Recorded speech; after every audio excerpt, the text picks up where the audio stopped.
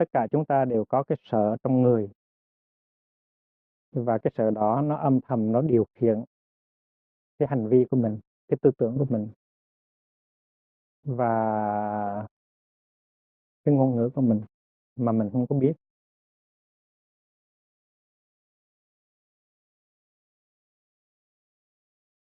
Con người của chúng ta nó có một cái chiều sâu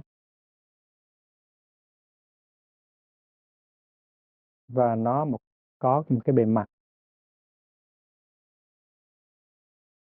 và chúng ta hãy tập sống với cái chiều sâu con người của chúng ta. Chúng ta đừng có nên sống với là cái bề mặt không thôi. Trong đời sống hàng ngày có thể là chúng ta tiếp xử với người, với vật, làm việc mà chúng ta chỉ sử dụng cái bề mặt của chúng ta thôi. Và có khi chúng ta nghĩ rằng chúng ta chỉ là cái bề mặt đó. Kỳ thực là chúng ta sâu hơn nhiều. Và tu học là để tập sống cái chiều sâu của mình. Cái bề mặt của chúng ta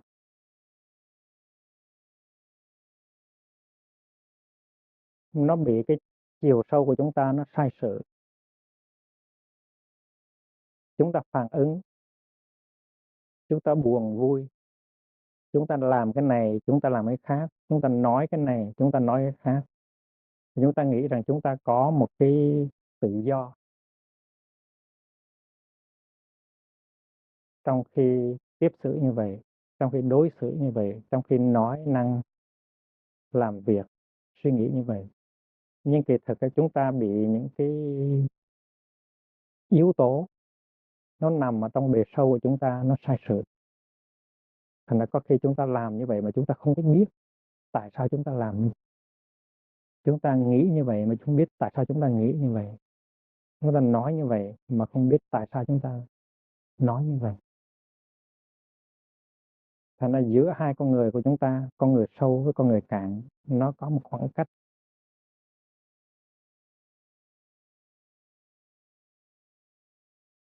Và cái khoảng cách giữa hai con người đó, một con người sâu và con người cạn, nó càng ngày nó càng lớn lên.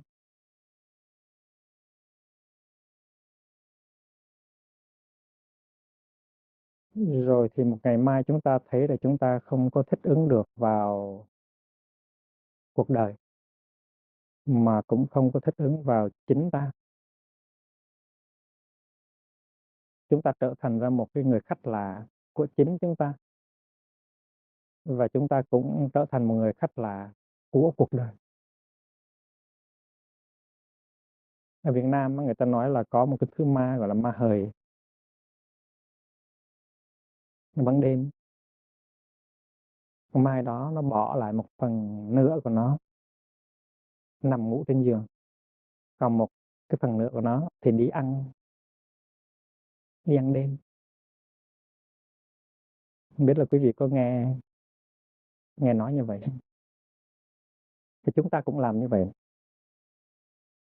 mà chúng ta không làm ban đêm, chúng ta làm ban ngày. Ban ngày thì chúng ta để một cái nửa thâm sâu của chúng ta lại, chúng ta chỉ lấy một nửa thôi. Chúng ta đi gặp người này người khác, tiếp xử chuyện này chuyện khác, suy tư, nói năng, phản ứng. Và vì vậy cho nên cái đời sống của chúng ta không có sâu, tại chúng ta chỉ sống một nửa thôi, hoặc là ít hơn một nửa. Cho nên tu tập trước hết là phải nối hai phần của con người của chúng ta lại. Mỗi khi mình nói, mình suy nghĩ, mình làm một cái gì, mình phải ý thức được là những cái nói năng, những suy nghĩ, những hành động đó nó có những cái gốc rễ nào trong cái phần thâm sâu của mình. Cái phần thâm sâu đó nó dính liền với vũ trụ, nó dính liền với tổ tiên, với ông bà.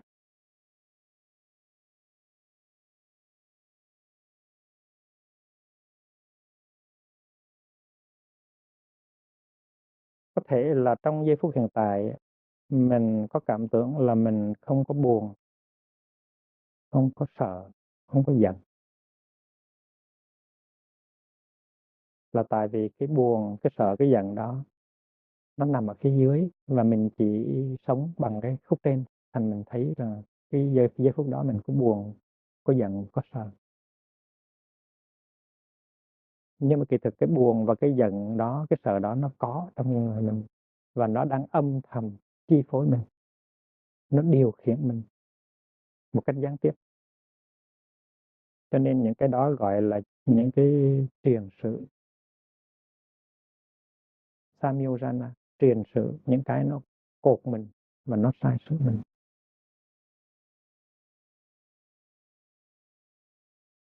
Thì khi mình tập sống như vậy rồi, mình sẽ cẩn thận hơn, mình sẽ nội hướng hơn, mình sẽ nhìn vào mình một cách sâu sắc hơn. Tại sao mình nói như vậy? Tại sao mình buồn như vậy? Tại sao mình suy nghĩ như vậy? Tại vì có những cái hạt giống, tại vì có những cái nội kết, tại vì có những cái tập khí, tập quán ở trong cái phần sâu của con người mình, nó khiến cho mình làm như vậy, nói như vậy và suy nghĩ như vậy. Tu học mà không có làm được chuyện đó thì sẽ không đi tới sự chuyển hóa. Cho nên mình phải kết hai cái phần của mình lại.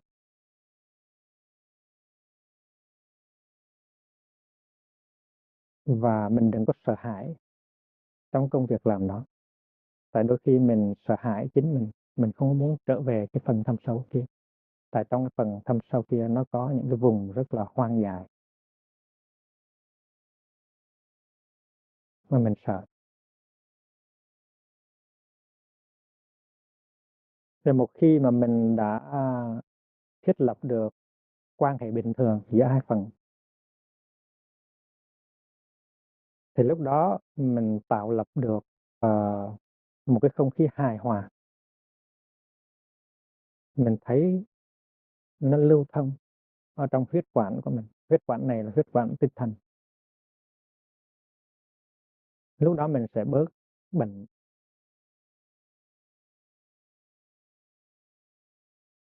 Tại vì sự chia cắt con người của mình ra hai phần như vậy nó tạo ra rất nhiều chứng bệnh. Chúng ta đã từng thấy có những người họ nói cười suốt ngày, giống như là một người rất là vui. Và chúng ta nói, tại sao anh không có ngưng lại một chút để thở? Tại sao chị không có ngưng lại một chút để thở? Tại sao cứ nói và cười suốt ngày như vậy?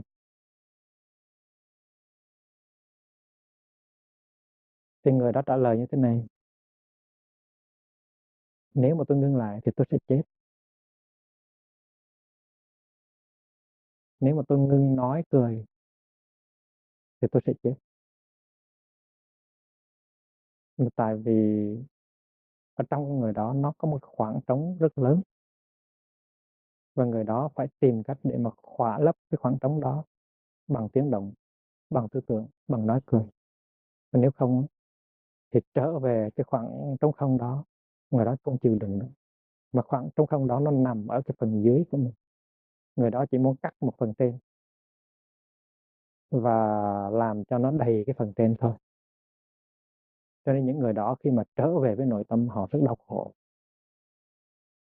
và họ không muốn trở về.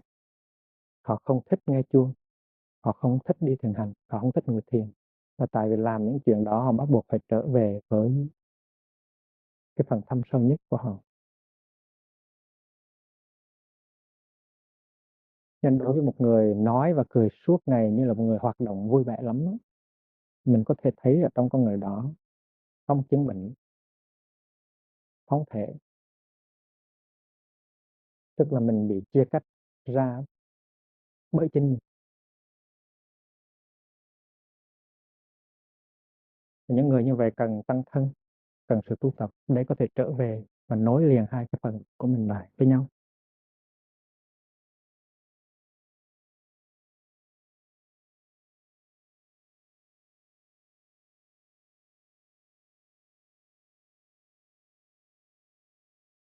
Nếu chúng ta nghe lời Bụt cho kỹ lưỡng, chúng ta sẽ thấy rằng Bụt dạy chúng ta làm công trường đó.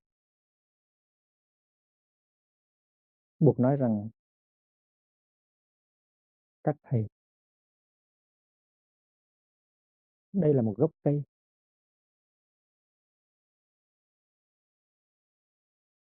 các thầy ngồi xuống đi. Đây là một cái gian phòng vắng, các thầy ngồi xuống. Đây là một con đường thiền hành vắng vẻ, các thầy đi. Mình đâu có cần nhiều, mình chỉ cần một gốc cây, một gian phòng trống, một con đường thiền vắng vẻ để mình trở về với cái phần thâm sâu đó của mình. Chứ còn nếu mà mình cứ sợ và suốt ngày mình muốn chung đụng với đám đông thì tức là mình thường trực đi trốn, không có chịu trở về. Nhưng Bụt nói trong kinh, đây là một gốc cây, đây là một gian nhà trống, đây là một con đường vắng, các thầy trở về đi, các thầy thực tập đi, đâu có cần phải chùa to thật lớn mới làm chuyện.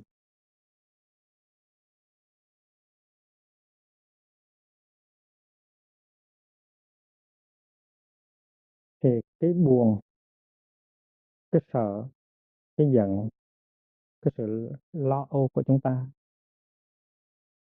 nó nằm sâu ở trong cái phần dưới, phần thâm sâu của chúng ta, và chúng ta không có muốn tiếp xúc, cho nên chúng ta làm như là những con ma hời, chúng ta để lại một phần và chúng ta đem một phần trên đi, chúng ta sống đời sống hàng ngày thôi. Và đó không phải là giải pháp, đó là sự trốn chạy. Vì vậy cho nên chúng ta phải làm thế nào để trở về, để nối hai cái phần lại, và đi đâu cũng đem cái phần thâm sâu đi, ngồi đâu cũng đem cái phần thâm sâu đi theo. Một ngày mai chúng ta sẽ thấy có kết quả là khi mà chúng ta nhìn một người khác, nghe người này nói chuyện, thấy người đó suy nghĩ, thấy người đó tiếp sự, mình có thể thấy được con người thâm sâu của người đó. Mà thấy được con người thâm sâu người đó rồi, mình mới hiểu tại sao người đó nói như vậy, người đó làm như vậy, người đó nghĩ như vậy. Và hiểu như vậy thì mình chấp nhận người đó dễ dàng hơn, mình thương người đó dễ dàng hơn. Còn nếu mình chỉ thấy được người đó với cái phần trên của người đó, phần cạn của người đó thôi, thì mình buồn đủ cách, mình giận đủ cách, mình trách đủ cách. Mình không có thấy rằng tất cả những cái mà người đó nói, làm và suy nghĩ đều có gốc rễ sâu xa dưới cái phần dưới, mà người đó đã bị tách rời ra khỏi cái phần dưới của người đó rồi.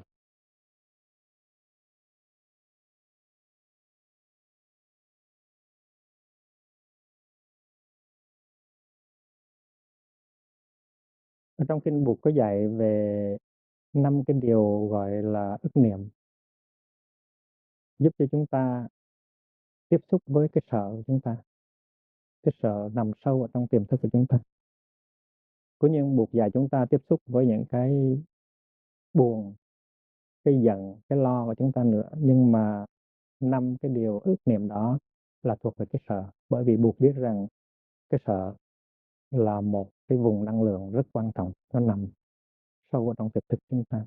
Dầu chúng ta đang nói cười rất thản nhiên, nhưng mà cái sợ nó nằm ở trong đó.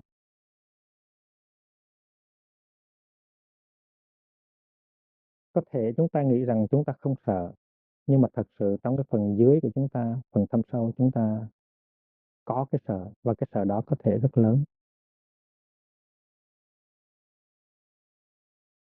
Mà nếu chúng ta chỉ thực tập một ít chánh niệm thôi, chúng ta đã có thể thấy cái sợ đó nó biểu hiện. Trong đời sống hàng ngày, chúng ta thường sợ người khác có một cái hình ảnh xấu về chúng ta. Chúng ta muốn trình bày chúng ta như một hình ảnh không có xấu. Chúng ta thường xuyên sợ người khác có một hình ảnh xấu của chúng ta. Khi mà chúng ta trang điểm, chúng ta mặc áo,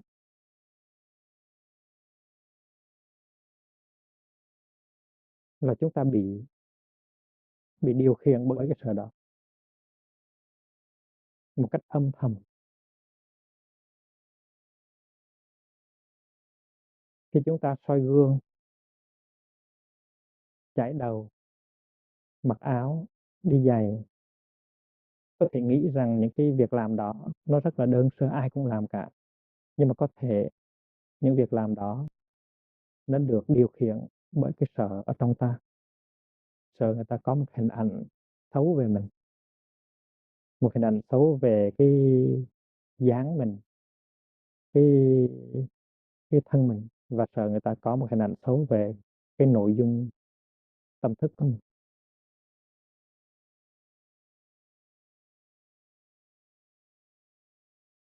Mình nhất là sợ người ta có một cái nhìn sai về mình tốt như vậy đó, mình hay như vậy đó, mình thương như vậy đó, nhưng mà họ cứ nghĩ rằng là mình xấu, mình ghét, mình nhỏ mọn.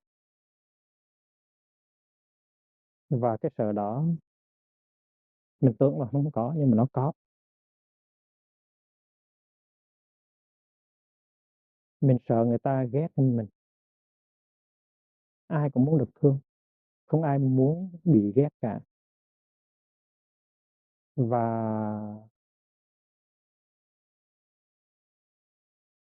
có nhiều khi không có ai ghét mình cả, nhưng mà mình vẫn nghĩ rằng có người ghét mình, là tại vì cái sợ ghét nó nằm ở trong con người của mình. Chúng ta có nhiều cái sợ, và những cái sợ đó có thể có nền tảng, hoặc những cái sợ đó không có nền tảng, và chúng ta tưởng tượng ra chúng ta sợ như vậy. Thành quán chiếu về cái sợ là để thấy rằng cái sợ đó nó có nền tảng hay là không, rồi tiếp đến là nhìn vào trong cái bản chất nó để coi thử là cái sợ đó được làm ra bởi những cái yếu tố nào. Có khi mình sợ rằng người đó đang thù mình, đang ghét mình, người đó muốn tiêu diệt mình, người đó không muốn thấy mặt mình, người đó muốn loại mình ra khỏi cái cuộc đời của họ, người đó muốn mình đi khỏi chỗ này, không có muốn mình ở đây. Những cái sợ đó nó có thể có mặt ở trong ta.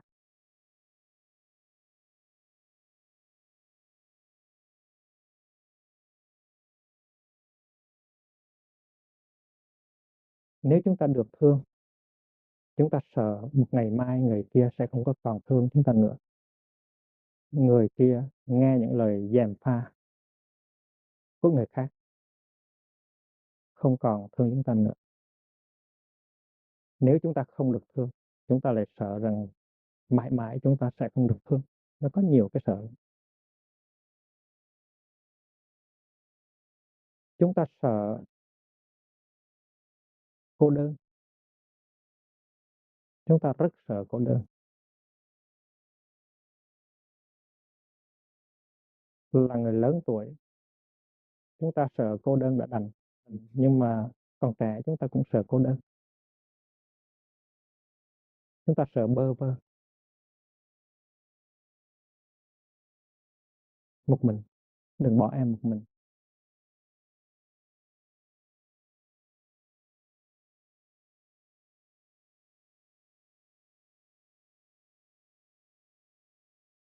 Rồi chúng ta sợ đói, sợ lạnh, sợ không có chỗ ở, sợ thành cột hồn đi lang thang, sợ lưu vong.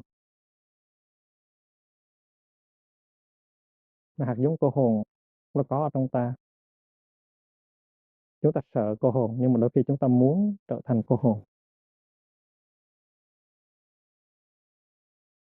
Nó có những cái hạt giống nó ngược lại như vậy.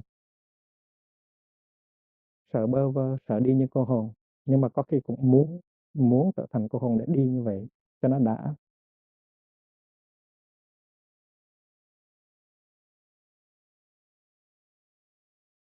Có thể là cái tình trạng kinh tế nó khó khăn, có những cái recession, có những cái crise economic. Ở bên Nga người ta sợ kinh tế, tình trạng kinh tế. Ở bên tiệp khác, ở bên Ba Lan người ta sợ tình trạng kinh tế, nhưng mà ở Pháp người ta cũng sợ tình trạng kinh tế, ở Anh cũng vậy. Và sợ hãi về tình trạng kinh tế là một cái niềm sợ bây giờ nó có một cách phổ biến, nước nào cũng có sợ.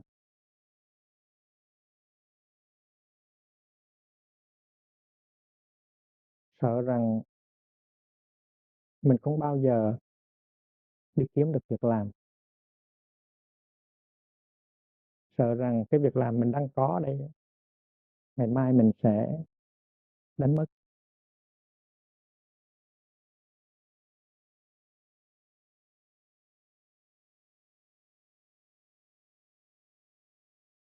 Sợ đói, sợ lạnh, sợ không có chỗ ở,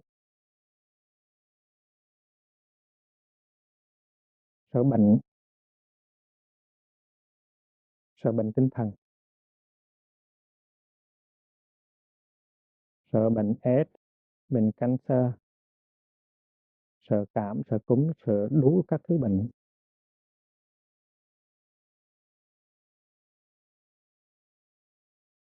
Nhất là sợ mình bị bệnh khi mình về già, không có ai chăm sóc mình. Bây giờ mình còn trẻ, mình có thể có người săn sóc cho mình, tại vì mình có thể săn sóc cho họ. Nhưng mà đến khi mình về già rồi mình không có giúp ích được cho ai, thì ai mà giúp cho mình? Sợ những cái như vậy.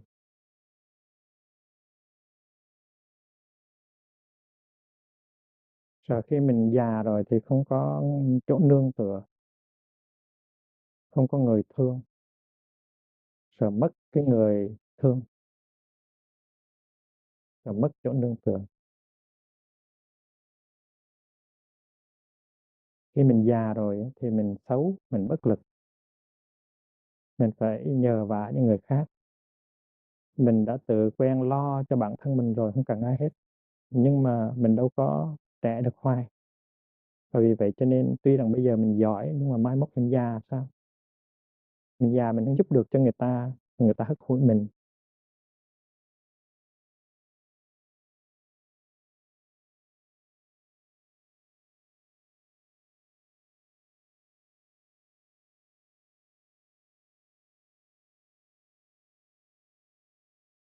Mình sợ vô thường. Mình có cảm giác là không an ninh. Tuy rằng bây giờ cái gì cũng có vẻ như là suôn chảy, nhưng mà biết đâu ngày mai nó xảy ra một cái chuyện gì đó bất ngờ, rồi những cái điều kiện mà mình có hôm nay ngày mai sẽ không còn nữa.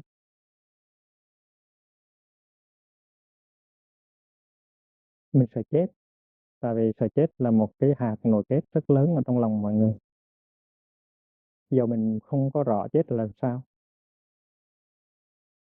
và mình sợ mình phải buông bỏ, phải xa lìa những cái gì, những cái người mà mình thương mến hôm nay,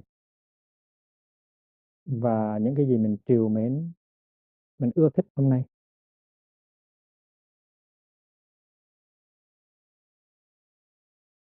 Hôm nay thế nào mình cũng đang bám víu vào một vài cái, và nếu mà mình đứng vững được là nhờ mình bám víu vào một vài cái đó. Nhưng mà ngày mai thì sao? Ngày mai có thể là mình mất những cái đó.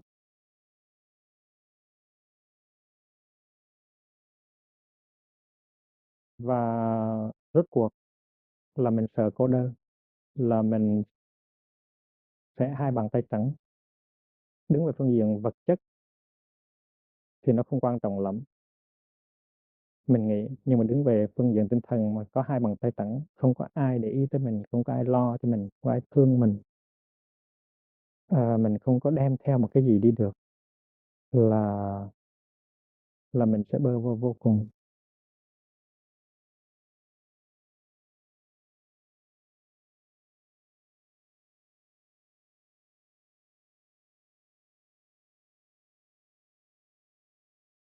Chiến tranh, cũng là một cái đối tượng của sự sợ hãi.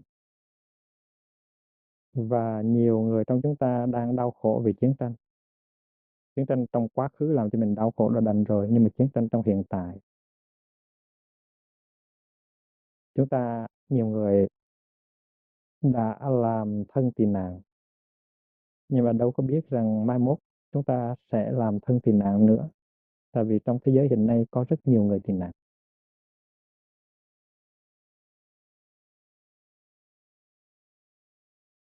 Nói tóm lại là cái năng lượng của cái sợ nó có rất nhiều trong ta.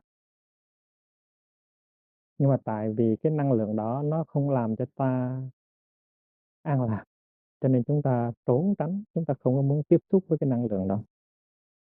Những năng lượng đó nó nằm ở phần dưới của con người chúng ta.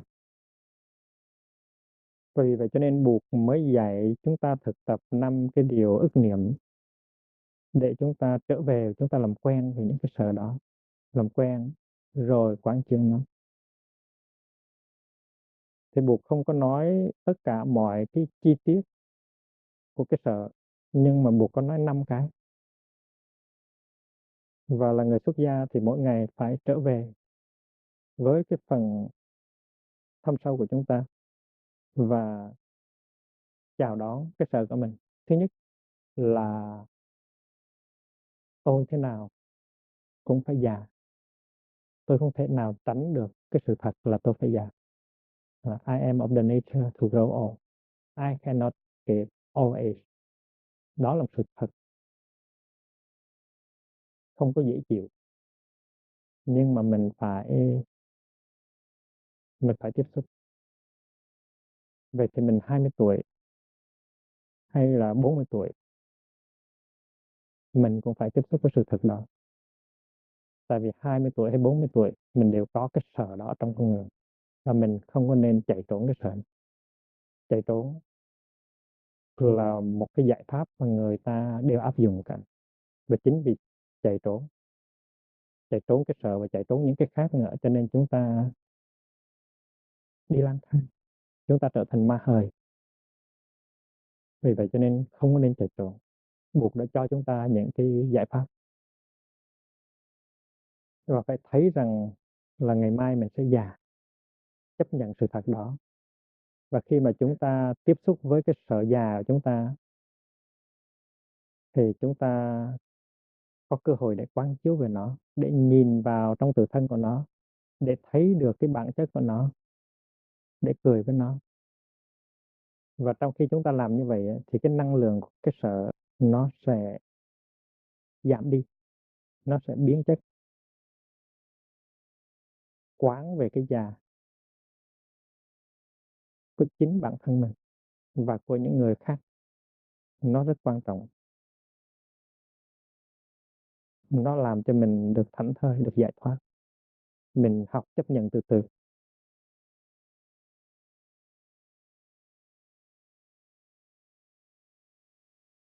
Thành ra chúng ta phải học già, học để có thể già một cách rất là vui vẻ, rất là nhẹ nhàng. Nghệ thuật làm ông nội, nghệ thuật làm bà ngoại, những cái điều đó chúng ta phải học.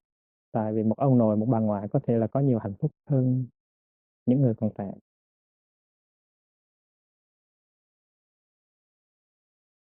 Có những người họ lớn tuổi rồi họ mới học được cách sống hạnh phúc.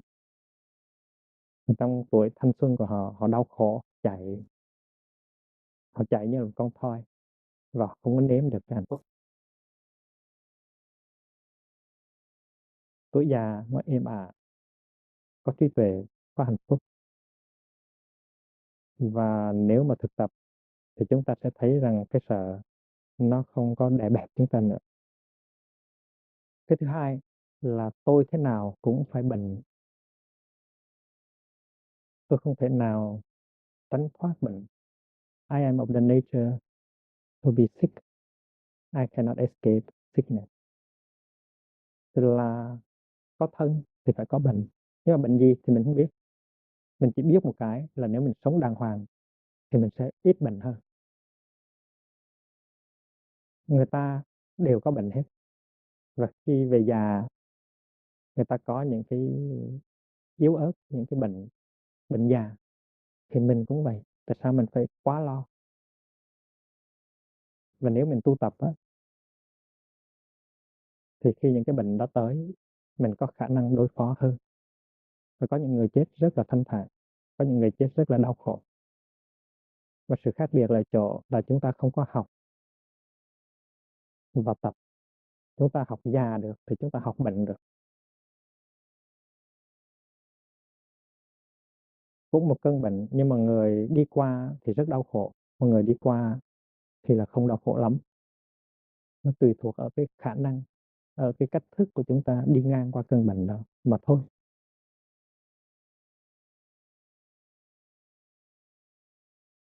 Thứ ba, tôi thế nào cũng phải chết. Tôi không thể nào tránh được cái chết.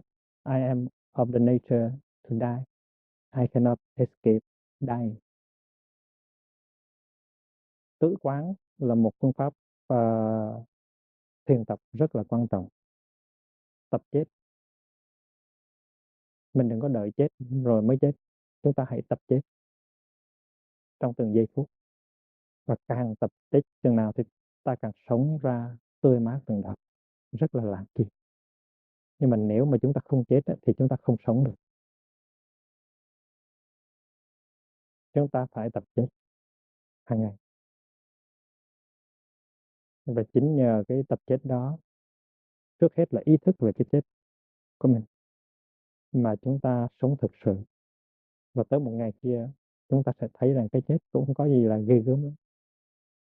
Nó chỉ là một cái cửa ngõ thôi. Và cái chết không có động được tới mình. Mình không có sợ hãi cái chết quá. Mình không có sợ hãi gì hết. Khi mà mình có được cái tuệ giác về bất sinh bất diệt. Nhưng mà ban đầu thì phải chấp nhận nó. Mà cái chết trước hết là ý niệm của chúng ta về cái chết. Cũng như cái già và cái bệnh. Trước hết là những ý niệm của chúng ta về cái già và cái bệnh. Và chính những ý niệm đó nó giết ta. Chứ không phải là cái già, cái bệnh về cái chết nó giết ta. Có những cái chết êm như mơ, rất dễ chịu, rất giải thoát. Nhưng mà chúng ta đã sợ nó trong vòng 60-70 năm một cách rất là vô ích.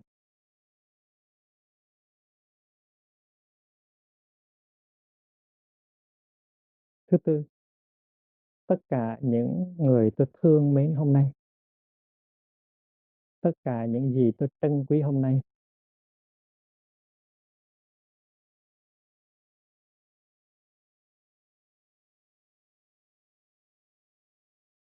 một ngày mai tôi sẽ phải buông bỏ hết. Đây là điều thứ tư buộc dạy ta quán chiếu. Đây là cái sợ cô đơn.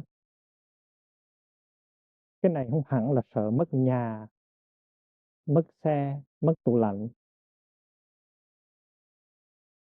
mất người làm, mất vợ, mất con, mất anh, mất em, mà là cái sợ cô đơn. Chúng ta đi một mình, hoàn toàn cô đơn, không có một thước thước đất, mà không có một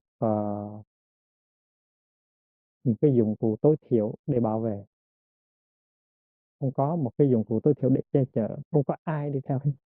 Dầu là người thương nhất, người đã nguyện cùng ta đồng sanh cộng tử, đầu bạc răng long, không có ai có thể đi theo ta hết. Tức là phải nhìn, phải nhận diện cái sợ đó, cái sợ cô đơn tuyệt đối. Và cô đơn tuyệt đối trước hết là một ý niệm, mà ý niệm đó nó đè bẹp ta, nó làm chúng ta hoảng lên. Mỗi khi động tới cái ý niệm đó là chúng ta đau khổ vô cùng. Nhưng mà nếu chúng ta không động tới nó, không quan cho nó, thì chúng ta đâu biết rằng nó trước hết là một cái ý niệm, và chúng ta chết vì ý niệm đó. Và vì vậy cho nên chúng ta phải học cô đơn, phải tập cô đơn, phải học cô đơn ngay bây giờ, phải thấy rõ ràng là những cái mà chúng ta phụ thuộc vào đó, những cái mà mình tưởng là nó làm cho mình bớt sự cô đơn đó, là những cái tạo tác của tâm thức thôi. Và vì vậy cho nên học cô đơn cũng như là học bệnh, học già, học chết là một cái thực tập hàng ngày. Chúng ta phải bước những bước chân như thế nào để chúng ta có thể sống với cô đơn của chúng ta được, và chúng ta biến cái cô đơn đó thành ra tự do, thành ra giải thoát thì mới được. Có thể là cái mà chúng ta nghĩ rằng cô đơn đó nó là cái tự do của chúng ta, nó là sự giải thoát của chúng ta, nhưng mà chúng ta sợ nó vô cùng.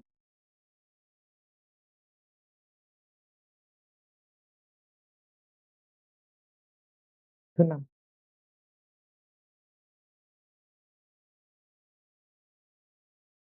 tôi sẽ ra đi một mình và chỉ có hành động của tôi đi theo tôi thôi. Ngày mai tôi sẽ ra đi một mình và chỉ có hành động của tôi là đi theo tôi thôi. Hành động là cạc ma. Tôi là người thừa tự của hành động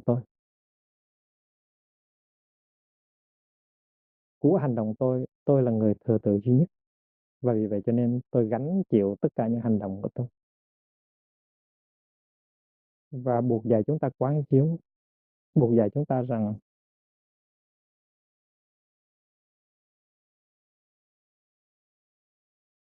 trong cái điều quán chiếu cuối cùng này là mình là người hưởng gia tài của chính mình.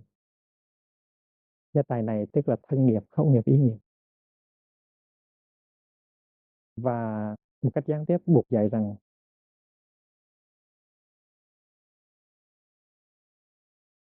cái ý niệm về cô đơn, cái ý niệm về sợ hãi,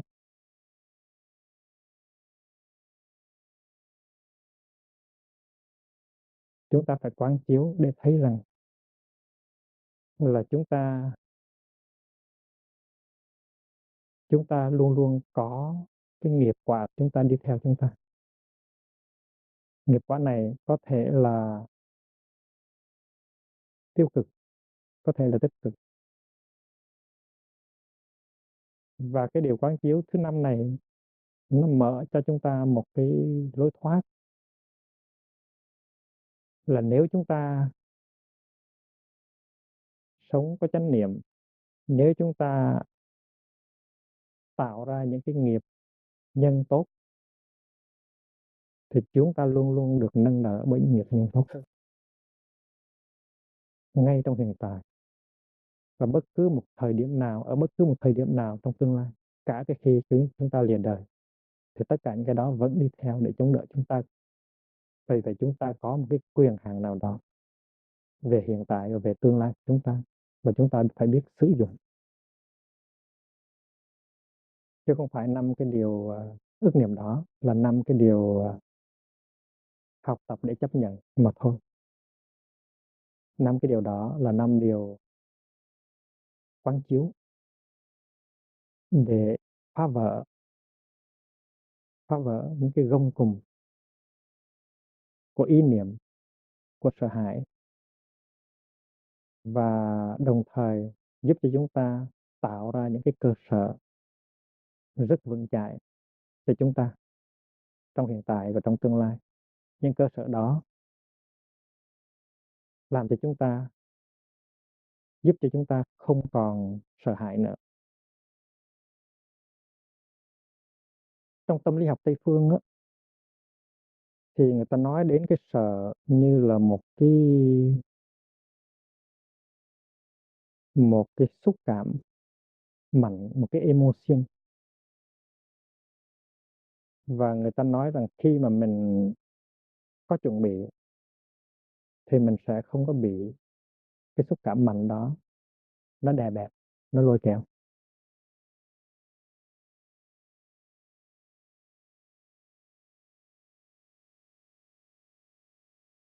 Khi mà chúng ta biết rằng ngoài trời rất lạnh và chúng ta chuẩn bị trước á, thì khi mở cửa ra chúng ta không có ngạc nhiên và chúng ta ít bị cảm.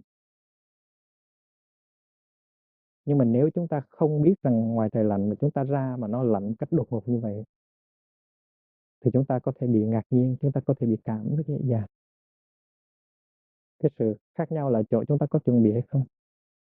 Khi một người đi săn gấu ở trong rừng á, thì người đó chuẩn bị gặp những con gấu. Khi một người đi săn cọp á, ở trong rừng á, thì chuẩn bị gặp những con cọp. Và vì vậy cho nên khi mà họ gặp gấu và gặp cọp á, họ không có sợ như là chúng ta, những người đi chơi trong rừng. Chúng ta đi chơi trong rừng tự nhiên gặp con gấu và chúng ta sợ hãi quá là tại vì chúng ta không có chuẩn bị. Có thể là người thợ săn cũng hơi sợ. Sợ gì? Sợ mình bắn không trúng. Nhưng tương đối cái sợ của người thợ săn nó không có lớn bằng cái sợ của người không phải thợ săn. Tại vì chúng ta không có chờ đợi có con cọp, không có chuẩn bị tinh thần để gặp cọp hay là gặp gấu, cho nên khi mà chúng ta chúng ta gặp thì chúng ta hoảng hoảng hồn lên.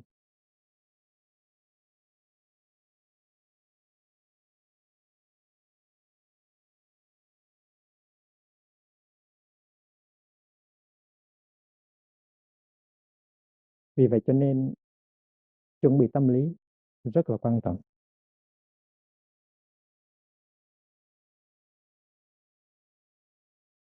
Vô thường quán là một pháp quán cho chúng ta thấy rằng cái gì cũng có thể xảy ra hết.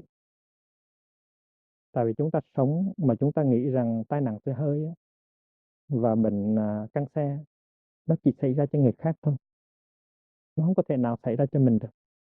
Chúng ta nghĩ như vậy, và khi mà nó xảy ra cho mình thì nói đâu được, đâu phải, mình không có chấp nhận sự thật. Nhưng mà sự thật á, là những cái đó có thể xảy ra cho bất cứ ai trong chúng ta.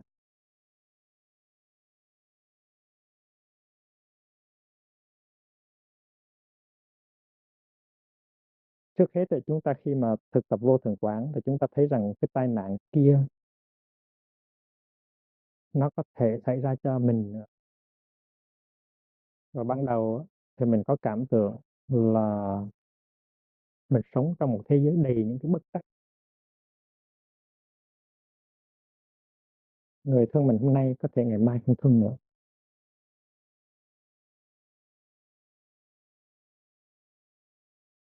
Cái công ăn việc làm ngày hôm nay ngày mai có thể không còn nữa. Cái sức khỏe của mình hôm nay á, có thể ngày mai không còn nữa. Ban đầu chúng ta có cảm giác là bất trắc, feeling of insecurity.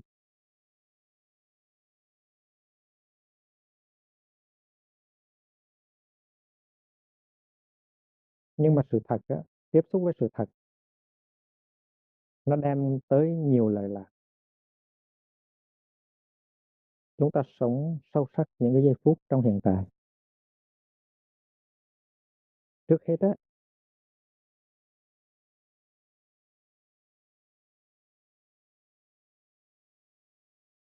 cái cảm tưởng là sống trong cái sự bất trắc á, làm chúng ta cảm thấy không có thoải mái. Khi mà thi sĩ Victor Hugo mất đứa con gái lớn, như cô ta tên là Leopoldine, thì là ông đau khổ lắm.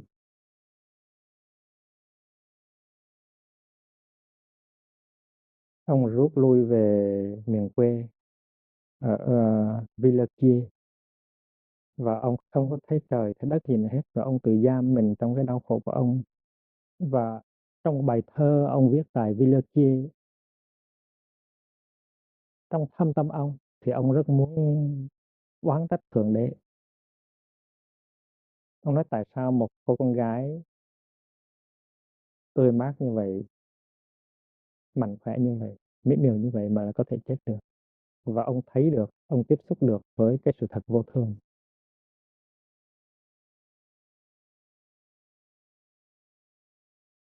Nhưng mà ông là người Cơ đốc giáo, Thành ra ông tìm sự an ủi trong Cơ Đốc giáo. Ông nói rằng lạy lạy Chúa,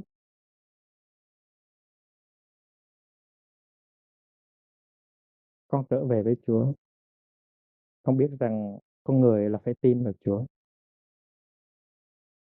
Con đem về trả lại cho Chúa những cái mảnh tim rạn nứt của con mà chính Chúa đã chà đạp lên.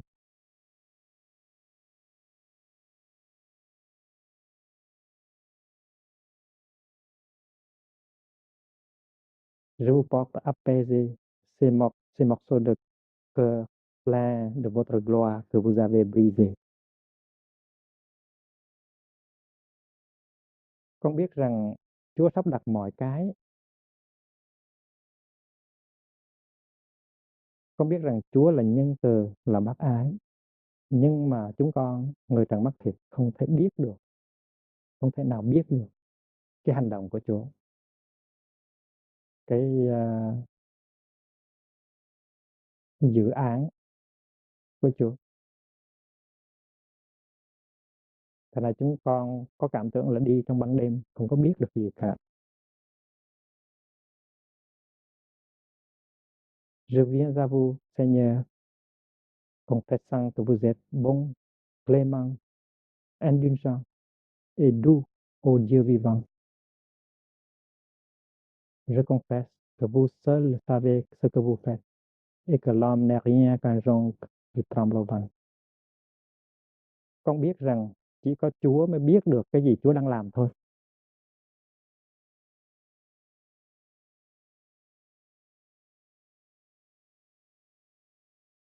Và loài người chẳng qua chỉ là những cái cây sậy mà hễ khi gió thổi qua là nó rung rung lên, không có giá trị gì hết. Con người chẳng qua là cây sậy rất là yếu đuối, và bất cứ một cái cơn gió nào đi ngang qua cũng là rung rẩy, không có giá trị gì cả. Nous ne voyons jamais qu'un seul côté des choses, l'autre plonge dans la nuit, dans un mystère effrayant. L'homme subit le jour sans connaître les causes. Tout ce qu'il voit est court, inutile, effrayant. Loài người chúng con chỉ có thấy được một đầu của sự vật thôi. Còn cái đầu kia của sự vật á, nó chìm đắm trong một màn đêm tối tăm và khủng khiếp. Chúng con không có biết được cái gì nó xảy ra.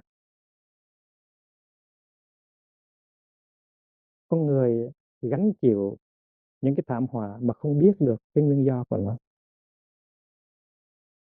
Tất cả những cái gì con người tiếp xúc và thấy đều ngắn ngủi, đều vô thường,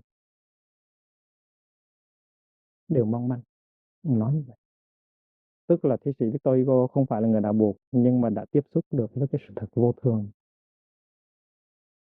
Và trong đó nó có cái ý niệm phản kháng. Chúa biết hết, mình không có biết gì cả. Mình chỉ biết được một chút trên ngọn thôi. Còn bao nhiêu cái còn lại nó nằm ở trong cái màn bí mật mà chỉ có một mình Chúa biết thôi. Thì trong cái thái độ của người Cơ Đốc á, là trong đau khổ là mình phải tin vào Chúa. Mình biết rằng, mình nghĩ rằng Chúa sắp đặt tất cả mà mình phải vâng lời thôi, mình ráng chịu thôi. Mình chỉ tin tưởng rằng Chúa biết những cái điều Chúa làm tại sao, tại vì cái lý do nào đó mà Chúa bắt con gái mình phải chết như vậy thôi. Mình phải tin rằng Chúa nhân từ, Chúa bác ái, Chúa thương mình. Nhưng mà tại lý do gì đó tốt cho mình mà Chúa làm như vậy. Đó là đức tin. Nhưng mà khi mà chúng ta đi sang qua đạo buộc thì chúng ta thấy cái cách nhìn nó khác. Chúng ta thấy rằng là đạo buộc giúp cho chúng ta tiếp xúc được với cái thực tại vô thường. Và dầu cái vô thường tính đó nó có thể đem lại cho chúng ta những khổ đau, những lo ngại, nhưng mà đạo buộc nói rằng chúng ta phải tiếp xúc sự thật. Chúng ta phải tiếp xúc với sự thật, can đảm.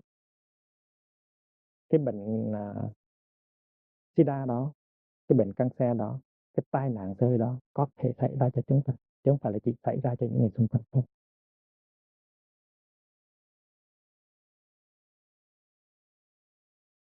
Thì khi mà chúng ta tiếp nhận cái sự thật đó rồi, đầy đủ rồi, chúng ta sẽ mở ra một cái chân trời mới.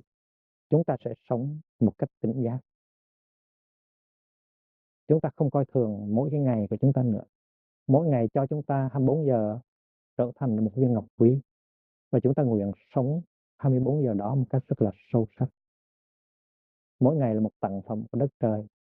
Và mỗi bước chân của chúng ta sẽ bước một cách thảnh thơi. Tại vì chúng ta không có biết rằng chúng ta sẽ chắc chắn có một ngày hôm sau nữa. Vậy cho nên cái tiếp xúc với vô thường trước hết nó làm chúng ta mất cái sự an ninh, cái cảm giác an ninh. Mà cảm giác an ninh đó là một cảm giác giả tạo. Chúng ta tin vào sự vật là thường, cho nên cái cảm giác an ninh nó được căn cứ trên cái ý niệm về thường đó, và đó là vô minh. Bây giờ đây chúng ta thấy được vạn vật vô thường, chúng ta mất đi cái cảm tưởng an ninh đó, nhưng mà chúng ta học được cái khác, là chúng ta học sống với sự thật, và chúng ta biết tiếp xúc một cách sâu sắc cái sự sống trong giờ phút hiện tại. Và có thể là trong một ngày, trong vòng một ngày thôi, tiếp xúc với vô thường và sống sâu sắc với là sự sống trong ngày đó, và chúng ta có thể sống nhiều hơn 100 năm trong cái sự vô minh, trong cái cảm tưởng có an ninh. Chúng ta sống với cái ảo tưởng an ninh cho đến khi chúng ta có một tai nạn, người thương của chúng ta chết hay chính chúng ta chết, rồi chúng ta thấy rằng cái cảm giác an ninh đó nó đã kéo dài 10 năm hay 20 năm, nhưng mà chúng ta không có thực sự sống, tại vì đó là một cái ảo giác. Chúng ta đã để cho thời gian đi qua một cách rất là mau chóng, rất là oan uổng. Chúng ta đã đạp phá, đã dẫm nát lên trên cái đời của chúng ta, và chúng ta nghĩ rằng sự vật là thường, cho nên 20 năm qua nó đi như là một giấc mộng. Bây giờ tiếp xúc tới vô thường, chúng ta mất cái cảm giác an ninh đó, nhưng mà cái mất đó là tốt, là tại vì an ninh đó là một an ninh giả tạo. Chúng ta ngồi trên một cái bom nổ chậm mà chúng ta không biết.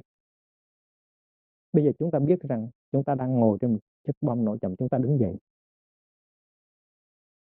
và chúng ta biết rằng cái giờ phút hiện tại là quan trọng. Chúng ta được tặng một ngày 24 giờ với nắng, với trời, với mây, với bạn, với thầy. Thì trên cái ý thức về vô thường đó, chúng ta sống xứng đáng, chúng ta sống sâu sắc 24 giờ đồng hồ đó. Và chỉ có cái cách thức đó, chỉ có cách sống đó, chỉ có cái thái độ đó mới trả lời được với vô thường thôi. Chỉ có cái cách thức sống đó mới trả lời được cho cái cảm tưởng bất trắc mà thôi. Nếu người ta hỏi các vị theo đạo Bụt, thực tập theo đạo Bụt, thì quý vị tiếp sự, quý vị đối xử với cái sự bất trắc như thế nào? Thì chúng ta trả lời rằng là chúng tôi đối xử bằng cách sống cho thật sâu sắc những giây phút của đời sống chúng tôi. Và nếu mà tôi sống được như vậy, tôi chăm sóc người tôi thương trong ngày hôm nay, thì nếu mà ngày mai người tôi thương mất đi thì tôi sẽ không hối hận. Còn nếu không, tôi sẽ hối hận suốt đời. Và tại vì tôi có ảo tưởng về thương, cho nên tôi tưởng rằng người thương của tôi sẽ còn đó suốt đời, cho nên tôi không có thèm chăm sóc. Tôi nói khi nào chăm cũng được, và tôi chưa bao giờ chăm sóc đàng hoàng cả. Nhưng mà nếu tôi có ý thức về vô thường thì tôi sẽ không có đợi tới ngày mai. Tôi sẽ nói, tôi sẽ làm, tôi sẽ suy nghĩ, tôi sẽ chăm sóc, tôi sẽ làm cho người đó có hạnh phúc ngày hôm nay. Và đó là cái lời dạy của đạo Bụt trước cái vấn đề bất trắc, trước cái vấn đề insecurity. Không phải là để lo lắng, mà để sống cho thật đàng hoàng ở giây phút hiện tại. Và nếu tôi đã sống được như vậy, và tôi đã giúp anh sống được như vậy trong ngày hiện tại, là tôi đã làm cái tối đa của tôi rồi. và tôi sẽ không còn gì để hối tiếc nếu cái vô thường nó xảy đến.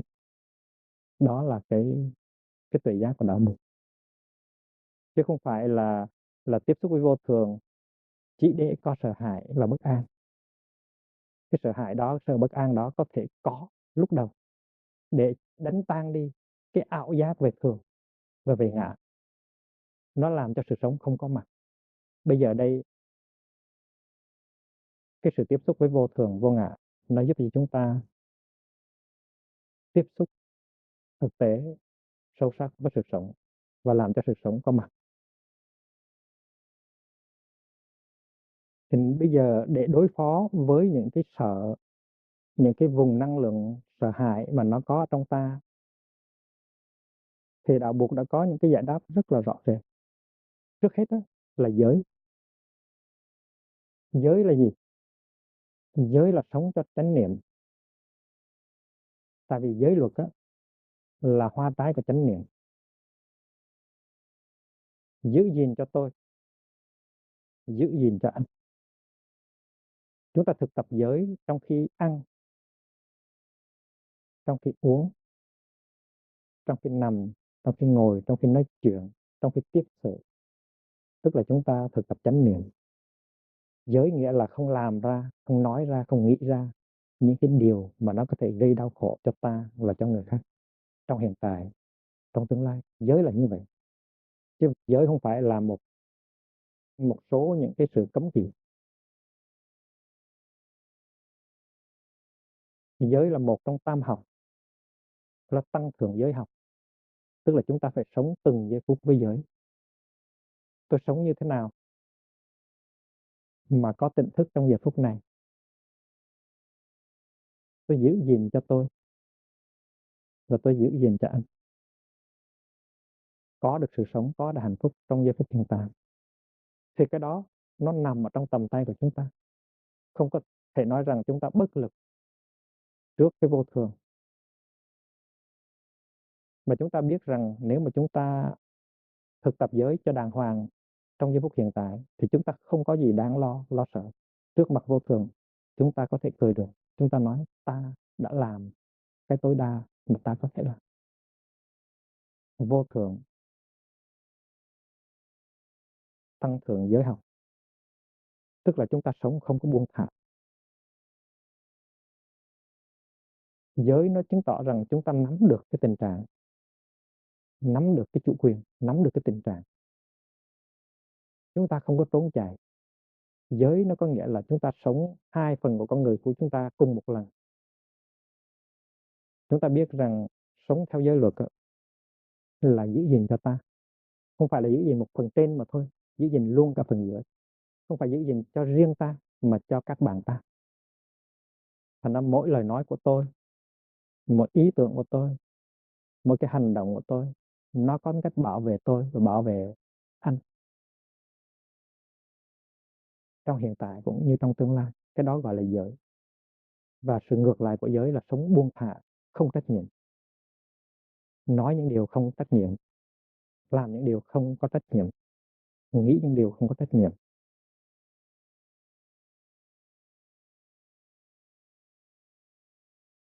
Mà trong giới thì nó có định. Tại vì giới nó luôn luôn nó đưa tới định.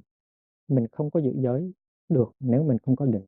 Bởi vì vậy cho nên tăng thượng định học là một cái khía cạnh của sự thực tập. Định nghĩa là mình an trú trong chánh niệm.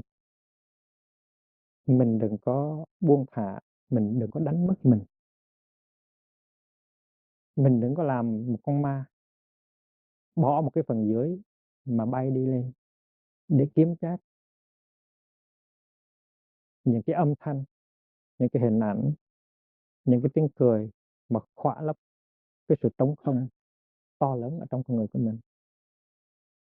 Tại vì trong đời sống hàng ngày, nếu chúng ta đánh mất mình thì chúng ta chỉ sống được với cái phần trên của mình mà thôi, cái phần ma đó thôi. Rồi chúng ta hoàn toàn là nạn nhân của những cái kết sự của chúng ta.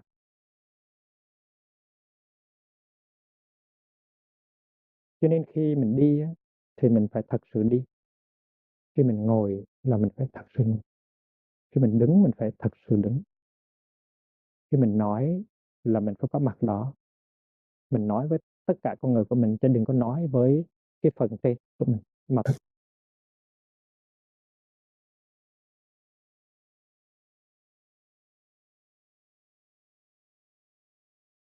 Và thứ ba là tăng thượng tuệ học. Có giới tức là có định, mà có giới có định tức là có tuệ. Tại vì khi mà chúng ta sống không buông thả, chúng ta không có đánh mất mình, chúng ta là chúng ta là con người trọn vẹn, là chúng ta hai phần góp thành một, thì tự nhiên cái định đó, cái giới đó, nó đưa chúng ta tới một cái nhìn, một cái thấy nó sâu sắc hơn về chính chúng ta.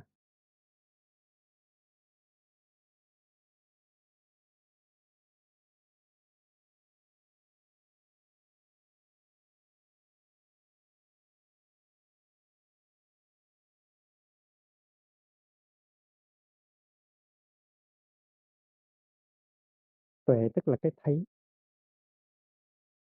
thấy về vô thường, cái thấy về vô ngã, cái thấy về duyên sinh.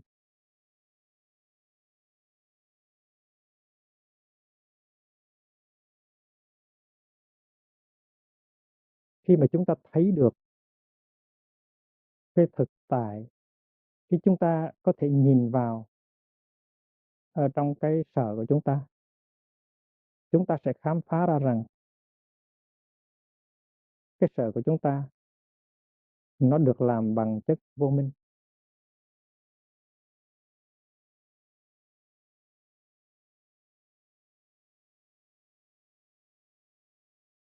Và chúng ta thấy được những cái chất liệu của cái sở đó, cái bản chất của cái sở đó, và chúng ta sẽ thoát ra khỏi cái sở đó.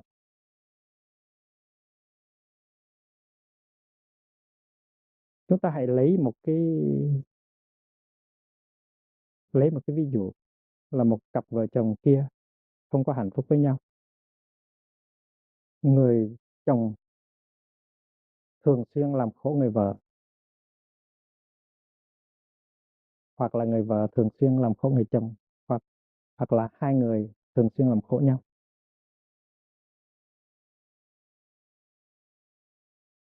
Nhiều khi cái tư tưởng ly dị nó xảy ra cho người vợ hay là cho người chồng. Và tại sao tới với nhau mình tạo địa ngục, mà tại sao mình không có ly dị đi, mình thay đổi đi, thay đổi sự sống đi. Tại vì đời sống mỗi ngày quả thật là địa ngục. Nhưng mà cả hai người đều có cái thói quen, có cái tập khí là sống với nhau rồi, và cái nếp sống nó đã đóng thành một cái nếp, một cái mốc, nó lên mốc, lên men, lên meo rồi. Và người ta sợ sự thay đổi, dầu là một sự thay đổi nó đem tới tự do cho mình. Chúng ta thấy có nhiều người đàn bà rất muốn ly dị chồng, nhưng mà rất sợ cô đơn. Mà trong khi đó thì chịu đựng hết tất cả những cái tủi nhục, những cái khổ đau trong trong hàng ngày. Và người đàn bà đó không có khả năng tiếp nhận được tự do, hướng được tự do, là tại vì đã quen sống trong một cái mẫu mực nào đó, trong cái môi trường nào đó, đã quen dựa vào những cái đó. Và vì vậy cho nên đôi khi mình thoáng thấy được cái chân trời tự do, thoáng thấy cái chân trời hạnh phúc, nhưng mình cũng có can đảm để mà lìa bỏ, tại nó đã làm thành cái nếp, cái đường lối.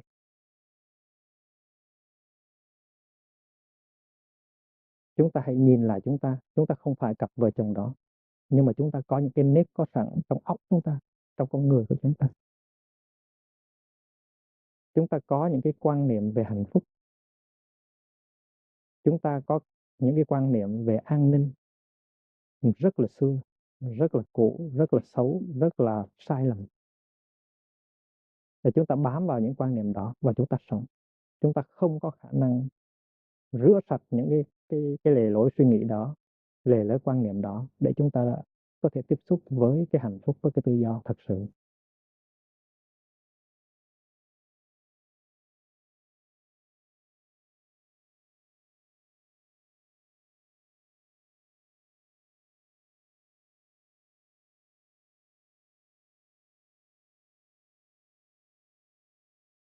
Chúng ta đang thực sự khổ, nhưng mà chúng ta bị dính vào cái khổ đó. Chúng ta sợ chúng ta bỏ cái khổ đó, chúng ta sẽ khổ thêm.